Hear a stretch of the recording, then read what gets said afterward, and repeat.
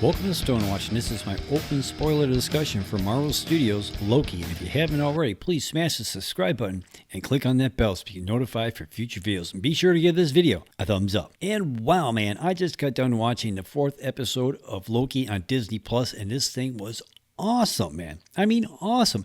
And it changed my opinion of last week's episode, even though I thought it was kind of like so-so, but a lot of the stuff that happened last week fed into this episode. And man, this episode was just totally mind-blowing, man. Totally mind-blowing. And just like what we kind of speculated last week, it was Mobius and the TVA that came to help save Loki and Sylvie from their certain doom on Lamentus 1, because it seemed like as soon as like they touched hands and stuff like that, that created like this really massive branch off the sacred timeline, and that's how they were able to locate them, and they brought them back in, kind of saved their lives and stuff. But then this was actually kind of weird, because like we finally get to meet the timekeepers, or what we thought was the timekeepers, but the timekeepers end up being just like androids. I saw a couple people online last week saying that something about the Wizard of Oz feel to this thing. And this episode kind of gave that impression. I mean, there was like all the smoke. I was looking for like the fog machine, you know what I'm saying? And then come to find out that the timekeepers were all androids. So is there like just one timekeeper left, or is it? I heard somebody online saying something about like, you know, it's just been going on for so long, nobody really knows who's in charge. So that's kind of interesting. So, and then I was kind of like really bummed when, like, you know, Morbius got pruned. I was like, oh man, no way, no way, man. I was liking the character so much, and he just realized that Loki was telling him the truth about everybody being variants and everything.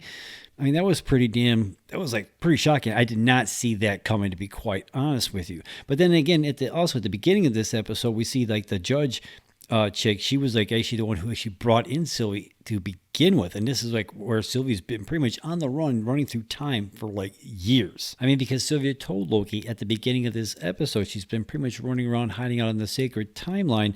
Originally, she was going to like places like just regular places, but then she'd be like step on a leaf and it would cause the TVA to show up and she'd have to run again. So she realized if she hung out in like the apocalyptic points of time on the timeline, that they wouldn't really notice her there, so she could hide out. So she said she grew up pretty much on the death of 1,000 worlds. I mean, that has to really mess you up as a kid, you know what I mean? Now, we did get a little bit longer of an episode this week. We had a runtime of 49 minutes. Now, again, I was expecting this show to vary anywhere from 45 to 55 minutes and what have you, so it doesn't really shock me. And I might talk about it, but it doesn't really bother me all that much, because it's still like, it's 6 episodes, so it's still going to end up being like roughly about 5.5 6-hour movie when it's all said and done, right? And I'm kind of realizing that's how I gotta look at this show. You can't really just pick out and say, this is my favorite episode, this one's like better. You can't change the order on what they are. I mean, because it just feeds into one big, huge narrative story that we're seeing taking place here. And I wonder where it's going to go. Because like Loki end up getting like pruned. We come to find out that he goes to like some apocalyptic New York, because you can see the Avengers Tower in the background behind the other Loki variants that we get to see in the end credit scene this week. Now, that was Richard E. Grant playing the classic comic book Loki. Jake Veal was playing Kid Loki, Alligator Loki, and we also have Deobia Oparei playing Boastful Loki. I hope I didn't butcher your name too much, dude. Sorry, man. You know, I use like how to pronounce for all the hard names that I come across doing my videos and what have you. That thing is a time saver. So if you have a hard time like pronouncing somebody's name or a word, go to howtopronounce.com. Now, they're not sponsoring me or anything. I'm just saying I use that website a lot.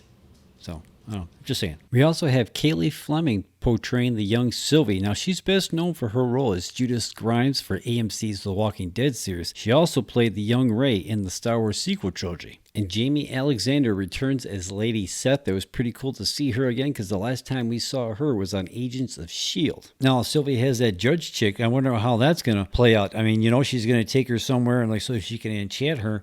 Now, is she going to find out that she's from somewhere here on the Earth timeline, and she's gonna like realize she's a variant and she's gonna like join sides with Sylvie, or we're gonna find out something completely different? I mean, wow. I mean, I can't wait to see what they do with that one. You know what I mean?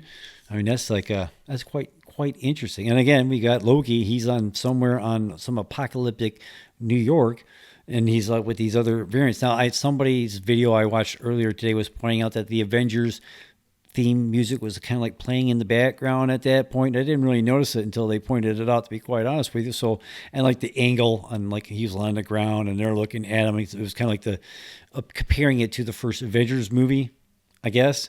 I mean, I don't know. I mean, once you pointed it out, I'm like, oh yeah, I see it now. You know what I mean? So I don't know, man. This episode this week was pretty damn cool. It was a lot better than last week. But then again, I think this episode has kind of changed my perspective on last week's episode also, because a lot of the stuff that we got last week actually fed into this one, like with the interaction between Loki and Sylvie, right? So it did fit. It got him like to get close, and that's why it caused that spike and got him off that planet, kind of saved their butts. But I'm kind of curious to see where this is going to go. Because now that Sylvie's got the judge chick, right, and Loki's on that with those other Loki variants, kind of wait to see what's going to happen with that. So I don't know, man. Did you watch Loki episode 4, the Nexus Event? Let me know in the comments down below. What did you think about this episode? Let me know in the comments down below. I mean, I can't really say like that I have like a favorite episode out of all of them right now, because like it's one big huge story, right? So you can't really just pick like this.